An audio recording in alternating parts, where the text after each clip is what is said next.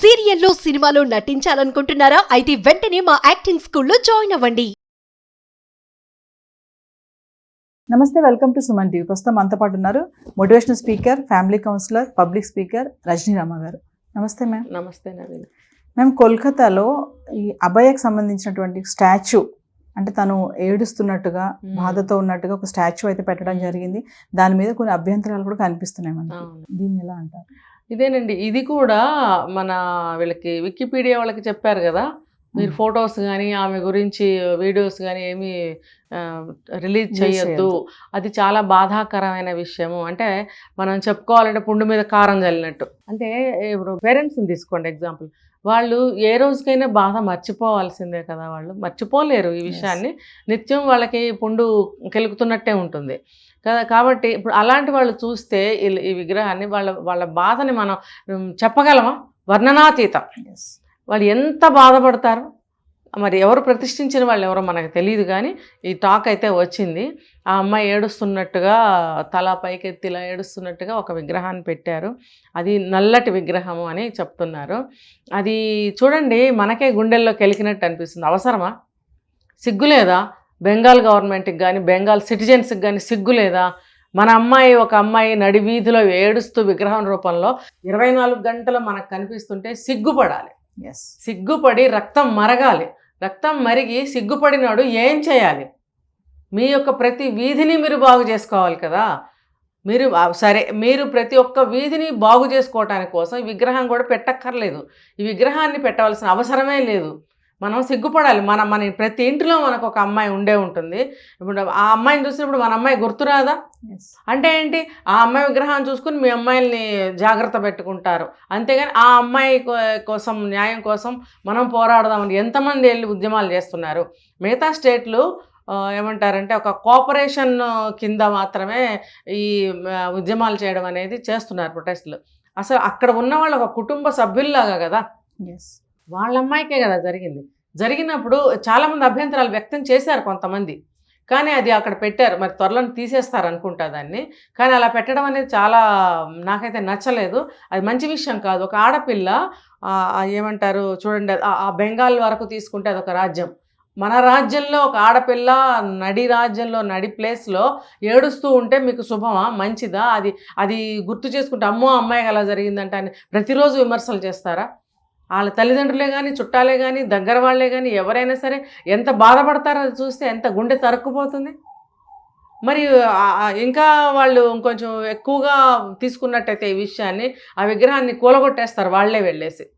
మరి ఒకవేళ ఇంకా ఉన్నట్టయితే మరి వాళ్ళు ఏం చేస్తున్నారో మనకు తెలియదు. చూస్తూ ఊరుకున్నారా? అసలు తెలుసా వాళ్ళకి? ఇప్పుడిప్పుడే జరిగిన విషయం ఇది ఎంత మాత్రం మంచి విషయం అనేది కాదు. మీకు అంత ఇదిగా ఉంటే ఒక ఫోటో తయారు చేసుకుని ఇంట్లో పెట్టుకోండి. ఆ అమ్మాయిని ఒక దేవతలాగా ఆరాధించండి. చక్కగా ఇంట్లో ఒక ఫోటో పెట్టి ఆ అమ్మాయికి నిత్యం ఒక రోల్ మోడల్గా, ఒక ఇన్స్పిరేషన్గా తీసుకోండి అని చెప్పి మీ పిల్లలకి నేర్పినట్టయితే ఆ పిల్లల్లో ధైర్యం అనేది పెరిగి, ఇన్స్పిరేషన్ అనేది వచ్చి ఒక రోల్ మోడల్గా తీసుకుని వాళ్ళు మంచిగా అచీవ్ అవడానికి, మంచిగా ఒక పేరు తెచ్చుకోవడానికి, ధైర్య సాహసాలతో ముందుకెళ్ళటానికి వాళ్ళకి ఇది ఒక రోల్ మోడల్గా ఉపయోగపడేటట్టుగా మీరు ఇంటింట్లో ఒక ఫోటో పెట్టుకోవడంలో ఎంత మాత్రం తప్పు లేదండి. ఒక మంచి, ఇప్పుడు చూడండి ఎవరెవరో దేశ నాయకుల ఫోటోలన్నీ ప్రతి ఆఫీసుల్లో పెడతారు. ఇష్టమైన వాళ్ళు ఇళ్లలో కూడా పెట్టుకుంటారు. సినిమా యాక్టర్ల ఫోటోలే పెట్టుకుంటున్నారే, వాడు పెద్ద ఒక అవార్డు వచ్చిందనో లేకపోతే అతను బాగా యాక్ట్ చేశాడనో ఇంట్లో పెట్టుకుంటున్నారు కదా. అంటే ఆ అభిమానం, ఆ ప్రేమ ఈ అమ్మాయి పట్ల కూడా ఉండాలి. వీళ్ళు ఆ ఫోటో కనుక ఇంట్లో పెట్టుకుంటే అది బాగుంటుంది. కానీ నడి వీధిలో ఆ రాజ్యం మధ్యలో ఒక ఆడపిల్ల ఏడుస్తూ ఉంటే ఆ రాజ్యానికి శుభమా అండి? ఎంత బాధ, ఎంత అరిష్టం అసలు అది. ఆ రాజ్యానికే అరిష్టం ఆ ఏడుస్తూ ఉన్నటువంటి ఆ విగ్రహం పెట్టడం అనేది. కాబట్టి అక్కడ పెట్టవలసిన అవసరం లేదు. త్వరలోనే తీసేస్తే మంచిది. తీసేస్తారు కూడా. ప్రతి ఇంట్లో కూడా ప్రతి ఒక్కళ్ళు, అమ్మాయినా అబ్బాయినా సరే, మన ఫ్యామిలీలో నుంచి ఒక అమ్మాయికి ఇలా జరిగింది అని చెప్పి ఆ అమ్మాయికి నివాళులు అర్పించి చేతనైన ఆ ప్రొటెస్ట్లో పాల్గొని ఇంట్లో ఒక దైవంగా భావించి, ఇప్పుడు ఆ అమ్మాయి ఎన్ని విషయాల కోసం పోరాడిందండి. మాఫియా గురించి ఎంతమంది ముందుకు వచ్చారు? 1000 మందిలో 1,00,000 మందిలో ఆ అమ్మాయి ఒక్కటే వచ్చి ఇలాగా ఎంత ఘోరాతి ఘోరంగా ఆ అమ్మాయి నాశనం అయిపోయింది. మరి అటువంటి అమ్మాయి పూజనీయురాలే కదా. Yes.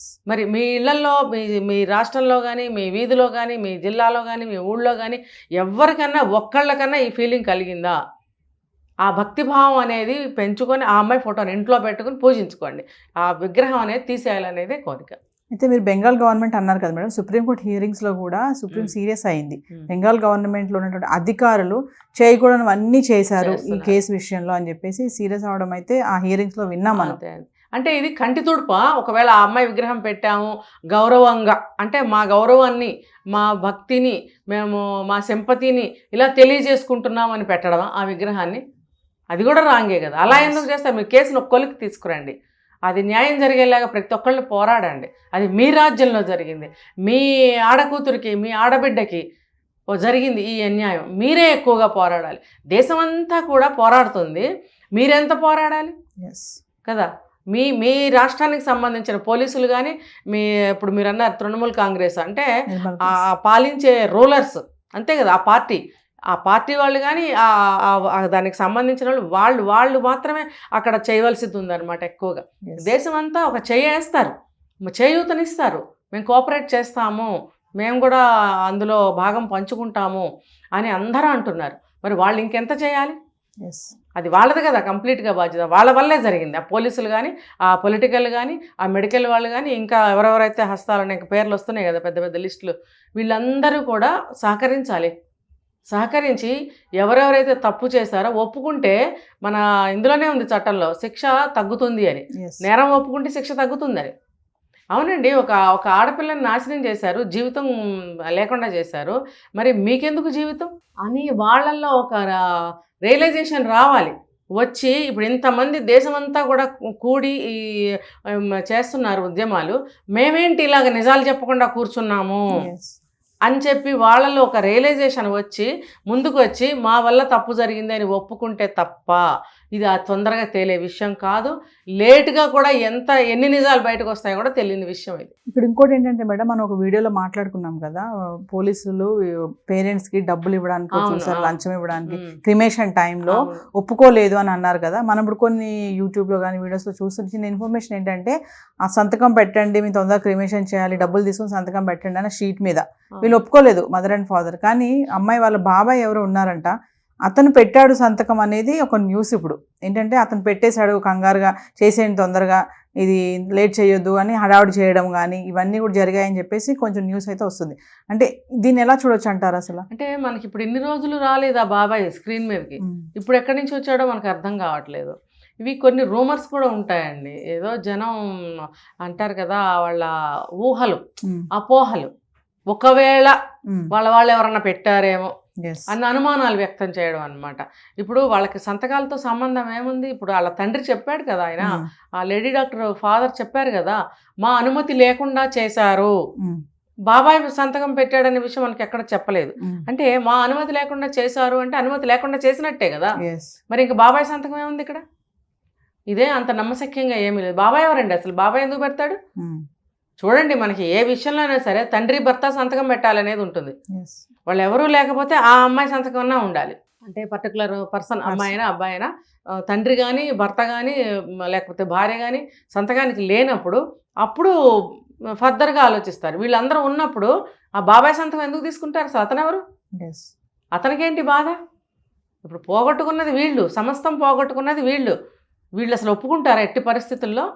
ఇప్పుడు ఆ బాబాయ్ అన్నతను తనకి తమ్ముడే అయినట్టయితే సొంతంగా, ఒకవేళ కజిన్ అయినా కానీ అన్నగారికి ఇంత బాధ వస్తే అతను వెళ్ళి సంతకం పెట్టేస్తాడా? ఇప్పుడు వీళ్ళు లంచం ఇస్తే కూడా వీళ్ళు ఒప్పుకోలేదు కదా. ఒప్పుకోకపోతే ఆయన లంచం తీసుకుని ఆయన ఒప్పుకుంటే సంతకం పెట్టితే చేశారా? అది ఎక్కడ చెల్లదండి. అది ఎక్కడ చెల్లుతుంది? అది అటువంటి రూల్ ఎక్కడ లేదు. తల్లిదండ్రులు మనకు స్వయంగా చెప్పారు, మా అనుమతి లేకుండా క్రిమేషన్స్ చేశారు అని చెప్పినప్పుడు ఇంకా అంతకంటే ఏంటి మనకి? చూడాలి మేడం మరి ఏమవుతుందో. అంటే కొత్తగా మనం అనుకున్నట్టుగా లిస్టే చదివాం పేర్లు. ఇది కూడా ఒక న్యూస్ అయితే వెళ్తుంది బయట, అయితే వైరల్ అవుతుంది. అది మరి రేపు ఎల్లుండి మరి అది నిజమే అవ్వచ్చు, చెప్పలేమంటే ఎవరిని నమ్మడానికి లేదు ఇక్కడ మాత్రం. అంటే ఎవరు ఏ టైంలో ఎలా వస్తుంది అనేది చూడాలి. ఎందుకంటే ఒక నర్స్ అన్నారు, తర్వాత ఒక జూనియర్ డాక్టర్ వచ్చాడు, ఆ స్నానం చేశాడు అక్కడ రెస్ట్ రూమ్లో అని చెప్పారు, ఎవరి కోసమే వచ్చారని చెప్పారు. కాబట్టి ఈ రూమర్స్లో ఇది కూడా ఒకటి అనుకున్నట్టుగా కనిపిస్తుంది.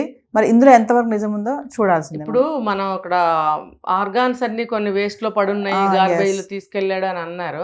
మరి ఆ విషయం ఏం చేశారు? అంత పెద్ద విషయం కదండి అది. మరి ఆ విషయాన్ని ఏమన్నా పట్టించుకున్నారా, దాన్ని వదిలేశారా? అది క్లూస్ దొరుకుతాయేమో కదా. మరి దాని గురించి ఏం చేశారు సిబిఐ వాళ్ళు? అందుకే మళ్ళీ అక్టోబర్ 14 నివేదిక ఇవ్వమంది కదా, అందుకే సీరియస్ అయింది సుప్రీం కూడా. పట్టించుకున్నట్టుగా మనకేం కనిపించట్లేదు.